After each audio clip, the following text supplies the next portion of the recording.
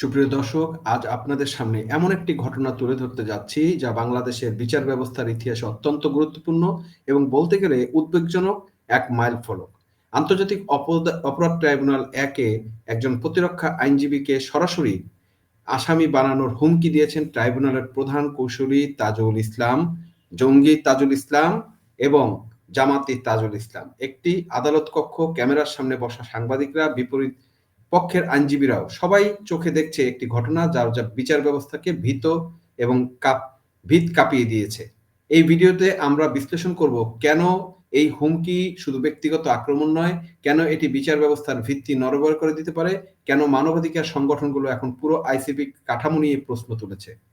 আমরা একটু আগে নিউজগুলো দেখে আসি। এখানে নিউজ বলছে যে ICT prosecutor threats lawyer fair trial concern raise. আমরা একটু আপনাদেরকে বাংলাটা পড়ে শোনাই, তাহলে বুঝাতে সুবিধা হবে। আইসিটি আইনজীবীকে হুমকি, ন্যায় বিচার নিয়ে প্রশ্ন। আন্তর্জাতিক অপরাধ ট্রাইব্যুনাল ডিফেন্স আইনজীবীকে হুমকি, ঘটনায় ন্যায় বিচার, আইনজীবীদের স্বাধীনতা এবং বিচার ব্যবস্থার নিরপেক্ষতাকে গভীর প্রশ্ন করেছে। আন্তর্জাতিক অপরাধ ট্রাইব্যুনাল ১ এর রোববার ঘটে যাওয়া ঘটনাটি শুধু একটা আদালতের কক্ষের বিতণ্ড নয়, এটি বাংলাদেশের বিচার ব্যবস্থার স্বাধীনতা, নিরপেক্ষতা এবং ন্যায় বিচার পাওয়ার সাংবিধানিক অধিকার নিয়ে প্রশ্ন তুলেছে। মেজর জেনারেল অবসরপ্রাপ্ত জিয়াউর হাসানের আইনজীবী ব্যারিস্টার নাজনীন নাহারকে প্রধান কৌঁসুলি তাজুল ইসলামের প্রকাশ্য হুমকি বিচার ব্যবস্থার জন্য একটা অভূতপূর্ব এবং উদ্বেগজনক দৃষ্টান্ত।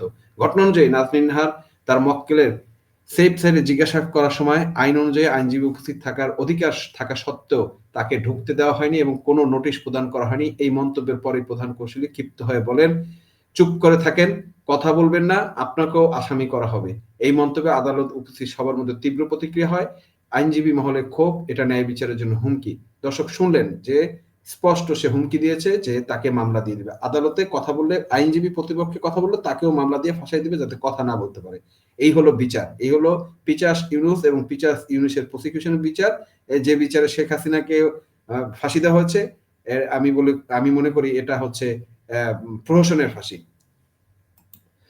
আন্তর্জাতিক অপরাধ ট্রাইব্যুনাল ১ এ খোলা আদালত। সেদিন প্রতিরক্ষা আইনজীবী ব্যারিস্টার নাজনীন নাহার উঠে দাঁড়িয়ে বলেন, আমাকে নোটিশ দেওয়া হয়নি, আমি আমার মক্কেলের সঙ্গে সাক্ষাৎ করতে পারিনি, জিজ্ঞাসাবাদের সময় ভিতরে ঢুকতে দেওয়া হয়নি। এ বক্তব্য শোনার পর প্রধান কৌঁসুলি তাজুল ইসলাম ক্ষিপ্ত হয়ে ওঠেন। তিনি বলেন, চুপ করে থাকেন, কথা বলবেন না, আপনাকে আসামি করা যাবে, বিভিন্ন জায়গা থেকে আপনার বিরুদ্ধে অভিযোগ পাচ্ছি। বন্ধুরা, এটাই ছিল এক্সপ্লোসিভ মোমেন্ট, যেখানে একজন রাষ্ট্রীয় কৌঁসুলি প্রকাশ্যে একজন আইনজীবীকে হুমকি দিলেন। যেখানে আইনজীবীর অধিকার সুরক্ষার কথা ট্রাইব্যুনাল দেখবে, সেখানে প্রধান কৌঁসুলি যদি বলেন আপনাকেও আসামি করে দেব, তাহলে বিচার ব্যবস্থাটা কতটা নিরাপদ, কতটা ফেয়ার। আপনারা চিন্তা করেন যে এটা কি ক্যাঙ্গারু বিচার হচ্ছে না? এটা পুরো কি ক্যাঙ্গারু আছে না? এই আদালতের উপরে কি মানুষের কোনো গ্রহণযোগ্যতা, মানুষের কোনো ভরসা, মানুষের কোনো বিশ্বাস কি আছে? নাই, প্রশ্নই আসে না। বিশ্বাস থাকার কোনো প্রশ্নই আসে না, কারণ এটা হচ্ছে প্রহসনের একটা নির্বাচন হচ্ছে। জাস্ট মানে প্রতিহিংসা এবং প্রহসন, পলিটিক্যাল একটা বিচার হচ্ছে, যে বিচারের মাধ্যমে তারা অন্যায়ভাবে এই কিছু লোককে বিচারের আওতায় এনে মানে লোকদর্শন করার চেষ্টা করছে। বাংলাদেশ এবং আন্তর্জাতিক মানদণ্ড অনুযায়ী একজন আসামি জিজ্ঞাসাবাদের সময় তার আইনজীবী উপস্থিত প্রত্যাশা করতে পারেন। এটি হলো universal human rights convention, international convention of civil and political rights. বাংলাদেশের বার কাউন্সিল রুলস সব জায়গাতে বলা আছে, the accused has the right to access legal counsel without intermediation or interference. কিন্তু এখানে হচ্ছে উল্টো, আইনজীবীকে ঢুকতে দেওয়া হয়নি, প্রতিরক্ষা পক্ষকে বা আসামি পক্ষকে নীরব করতে হুমকি দেওয়া হয়েছে, এমনকি অভিযোগ আনা হয়েছে আপনাকেও আসামি করা হবে, হুমকি দেওয়া হচ্ছে।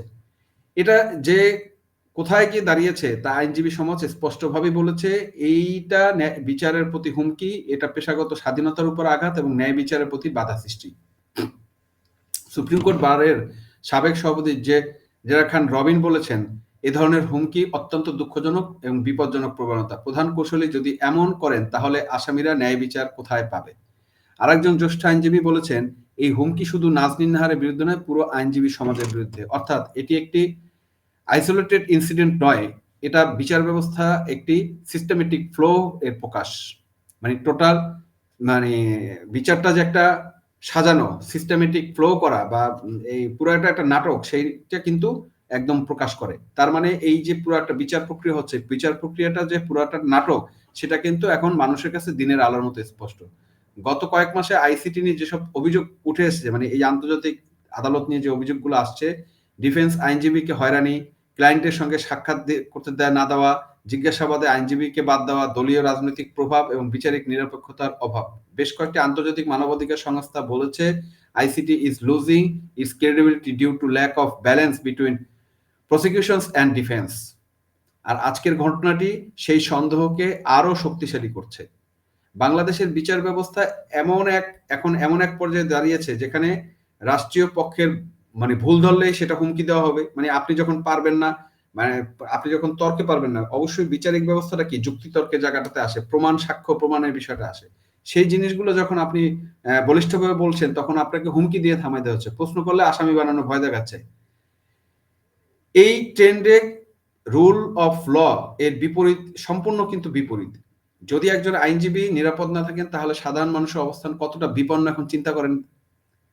দর্শক, আপনাদের কাছে আমার প্রশ্ন রইল, কতটা বিপন্ন মানুষের জীবন।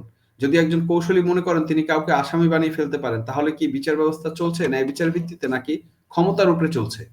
তার মানে সমস্ত ক্ষমতার উপর চলছে, সরকারের ইন্ধনে চলছে। তার মানে বিচার বিভাগ যে স্বাধীন না এবং স্বাধীনভাবে বিচার করতে পারছে না, তার মানে এই যে বিচারের রায় হয়েছে, শেখ হাসিনার মানে ফাঁসির রায় যেটা দেওয়া হয়েছে, এটা প্রহসন এবং এটাও সরকারের পেশাবে এবং এটা কোনো ফেয়ার জাজমেন্ট, ফেয়ার বিচার হয় নাই বলেই আমরা মনে করি।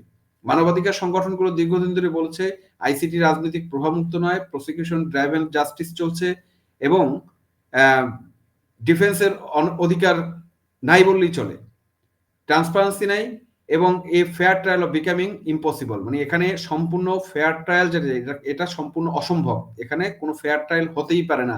এটা কিন্তু বিভিন্ন মানবাধিকার সংস্থাগুলো স্পষ্ট করে বলছে যে এইভাবে কোনো ফেয়ার ট্রায়াল হওয়ার সম্ভাবনা না। আজকের এই ঘটনার পর তারা আরো উদ্বেগ প্রকাশ করছে, when the prosecutions threatens defense lawyers, justice become a tool of intimidation। চিন্তা করেন, মানে কি বলবো, এটা মানে কোন ধরনের একটা একটা মানে আসামি পক্ষের উকিলকে যদি তাকে এইভাবে দেওয়া হয়, সেটা কোন রকম ফেয়ার ট্রায়াল তো হতেই পারে না। মানে এটা এটা হচ্ছে আইনকে আপনি গলায় দড়ি বেঁধে বা কলস বেঁধে আপনি পানিতে ডুবাই দিলেন, সেরকম।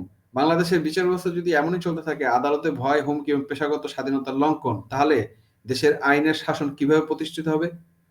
Tribal justice, political justice, one sided justice, নাকি সত্যিকারের রুল অফ ল? এটাই হচ্ছে এখন সবচেয়ে বড় প্রশ্ন। এবং যেটা এই যে ফেয়ার ট্রায়াল বা আপনি যদি বলেন রুল অফ ল, এটা ইউনূসের সরকার আমলে হইতে পারে না, কারণ হচ্ছে তারা সমস্ত কিছু শক্তির উপরে নির্ভর করে করছে। বন্ধুরা, আজ আমরা দেখলাম কিভাবে একটি আদালত কক্ষে একটি রাষ্ট্রীয় প্রতিষ্ঠানের ভেতরে ক্ষমতার অপব্যবহার কেমন প্রকাশ্যে ঘটে যেতে পারে। এই ঘটনা শুধু একজন আইনজীবীর প্রতি হুমকি নয়, পুরো বিচার ব্যবস্থার অস্থিরতা, দুর্বলতা এবং রাজনৈতিক প্রভাবের একটি উন্মুক্ত প্রতিচ্ছবি। এই বিচার ব্যবস্থা তখন শক্তিশালী হয় যখন সেখানে প্রশ্ন করার স্বাধীনতা থাকে, কিন্তু সেই স্বাধীনতা রুদ্ধ করার চেষ্টা দেখা যাচ্ছে। দর্শক, আপনাদের কাছে আমাদের কিছু প্রশ্ন থাকবে। একজন প্রধান কৌশলীর কি অধিকার আছে কোনো আইনজীবীকে খোলা আদালতে আসামি বানানো, হুমকি দেওয়ার? আপনি কমেন্টে আপনার মতামত দিবেন। আরেকটা প্রশ্ন হচ্ছে, এমন ঘটনার পর আইসিটি বিচারকের নিরপেক্ষতার উপর কি আপনাদের কোনো আস্থা আছে? যদি এটাও আপনার মতামত জানাবেন, কারণ আমরা জানতে চাই এবং জানাতে চাই, মানুষকে জানাতে চাই যে সাধারণ মানুষ বা জনগণ এই বিচার ব্যবস্থা নিয়ে বা এই ইউনূসের প্রশাসনের আচরণে কি বলতে চাচ্ছে, সেই বিষয়টা আমরা জনগণকে জানাতে চাই। আপনাদের লাইক এবং কমেন্টগুলো দিবেন এবং মতামতগুলো দিবেন। এবং আমরা চাই এই যে অনৈতিক অবৈধ সরকার ইউনূসের এবং আদালত, এই আদালত যে বিচার ব্যবস্থা করছে সেটা জনমনে কোনো রকমই গ্রহণযোগ্য না। এবং এই 85 ইউনিট যতদিন থাকবে, এই বাংলাদেশের কোনো ভবিষ্যৎ নেই। সুতরাং একে উৎখাত করার জন্য আপনাদেরকে প্রস্তুতি নিতে হবে এবং আপনাদেরকে প্রতিরোধ করতে হবে। যদি এই 85কে যদি উৎখাত না করতে পারেন, এই দেশের কোনো মুক্তি নেই, এই দেশের কোনো ভবিষ্যৎ নেই। ধন্যবাদ দর্শক, আমাদের সাথে থাকার জন্য। ভিডিওটি শেয়ার করবেন, লাইক করবেন এবং সাথে থাকবেন।